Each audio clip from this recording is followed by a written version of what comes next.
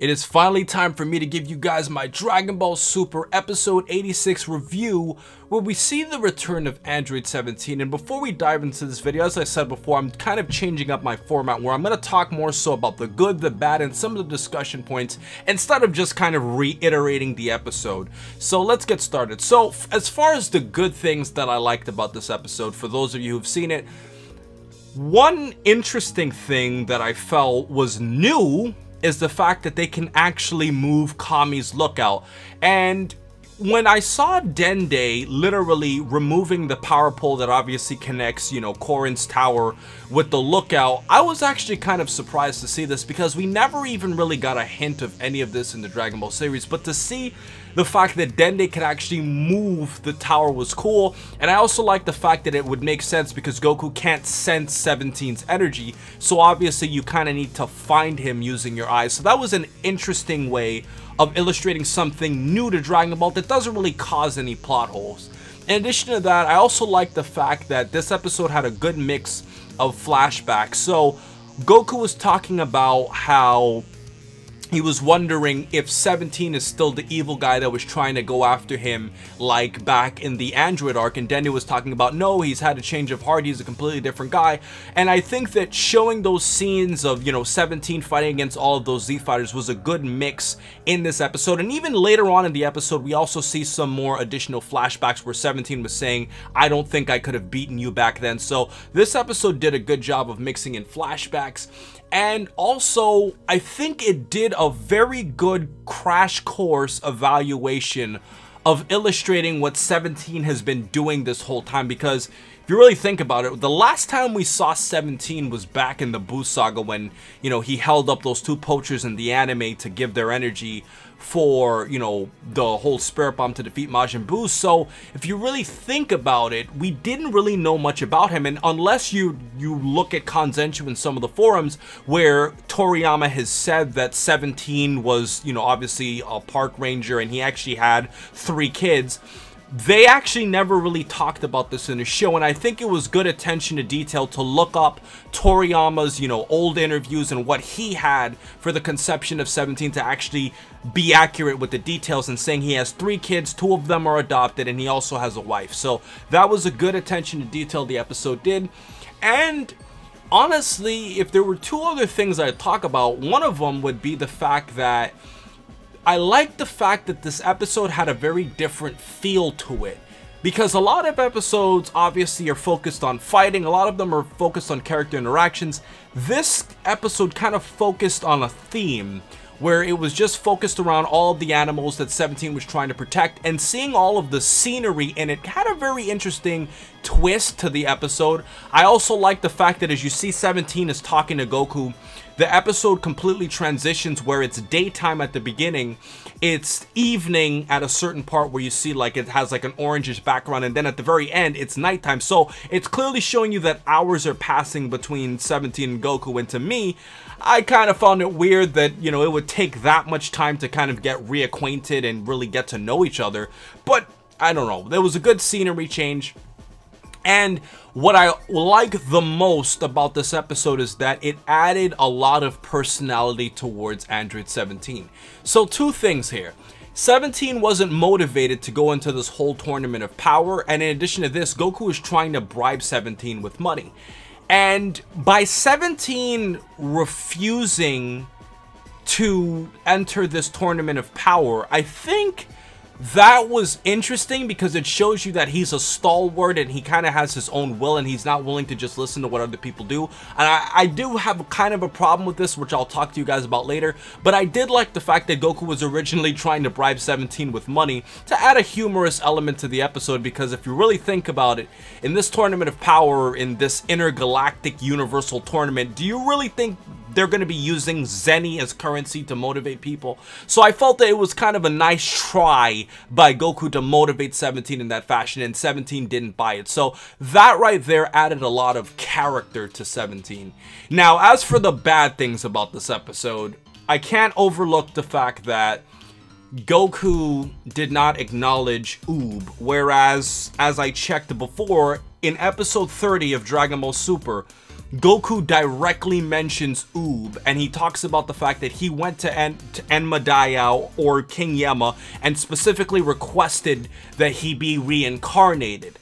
So if you think about it, it doesn't make any sense for a person who went out of their way to make sure this person would have been reincarnated to be completely unaware of who he was, especially since the earlier Dragon Ball Super episode said it. And the way Goku was talking to Dende, it seemed like he didn't have a clue. I saw some people on Twitter like Hail Zeon and stuff talking about this, and I completely agree with the fact that this has to be at least a minor plot hole.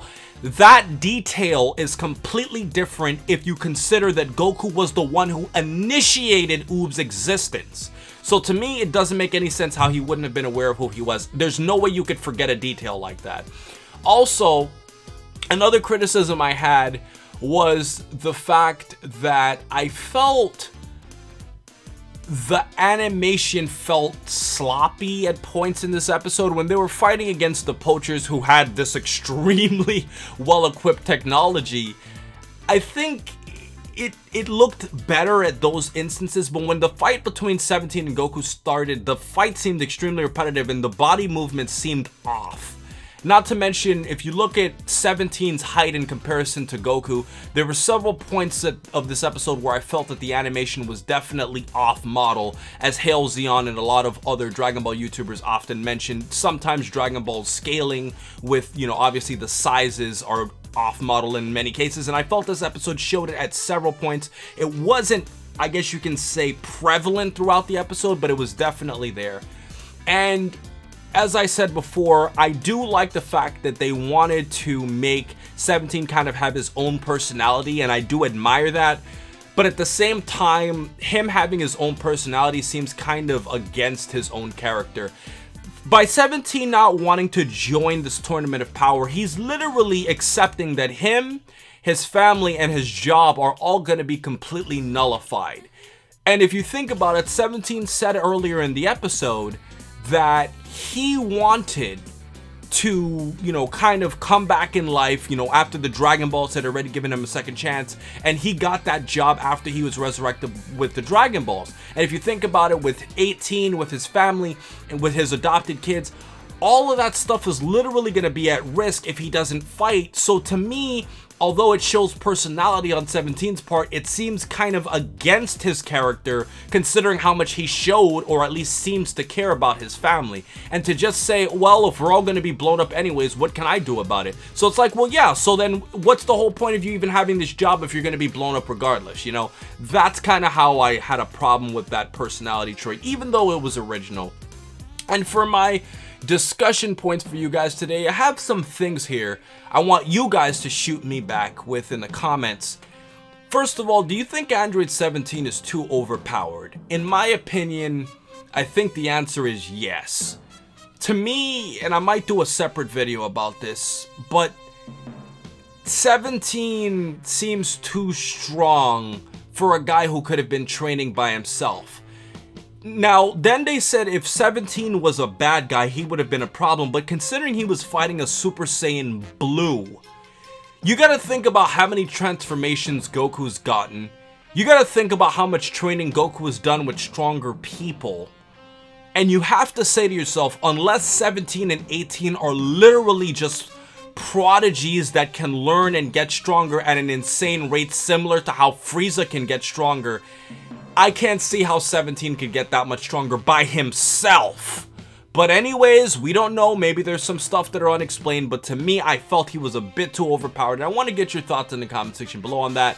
And last but not least, I want you guys to shoot back at me what you think about the whole Oob plot hole. Do you think it's just something you can wink your eyes at, or do you actually think it's something, in agreement with me, where I think it's just too big of a detail, especially if you are the character directly involved with helping this character be reincarnated in the first place? So once you get your thoughts on the whole 17 strength and the whole Oob plot hole, and overall, I think this was an average episode. I think it had good narration and it had a good throwback feel to it. But honestly, the whole contradiction of Goku and Oob and 17 not really seeming to give a fuck, even though it was original, seemed a little bit too much for me in this episode itself. However, I did like a lot of the scenery in this episode, and I do like the fact that there was a nice variety of animals that you can see in the background, along with the change of time. Like, that was a good attention to detail thing that Dragon Ball Super did, even though it's kind of weird to believe that so much time had passed throughout the episode itself. So, for my preview analysis, after I give this episode 3 stars, I will say that it seems pretty straightforward. It seems like they're going to be fighting against the poachers, obviously. And this is going to serve as a catalyst to cause Android 17 to join the whole Tournament of Power, because if you really think about it, we already know he's going to be in the tournament, so the only way that he's going to be motivated is if Goku fights with him, gains his heart or his trust, and then 17 is now going to say, you know what, fuck it, why don't I just join the Tournament of Power anyways, help, you know, fight for my family, 18 and everybody else. And it kind of seems like that's the way it's going to be. The one thing I do want to point out, though, is that there's the spaceship that these poachers seem to be coming with is shown to be exploding at the end of the episode. So clearly, unless there was another cause, they're clearly going to probably be killed at the end of this episode, is one of my predictions. And in addition to this, they're also kidnapping minotaurs. But 17 said that there was only one minotaur left. So clearly, these guys are going around the whole universe to collect these animals, and I guess one of them just happened to be on Earth, which felt kind of weird because 17 was saying that they've been driven out of extinction due to humans. So I don't know this whole thing about the Minotaurs. It's not really making any sense to me. But let me know what you guys think in the comment section below. This has been my episode 86 review of Dragon Ball Super, and honestly, it was an average episode that just kind of had to exist. So with everything else said, please remember to rate, comment, and subscribe. And remember, as I always say, to have a great day, guys.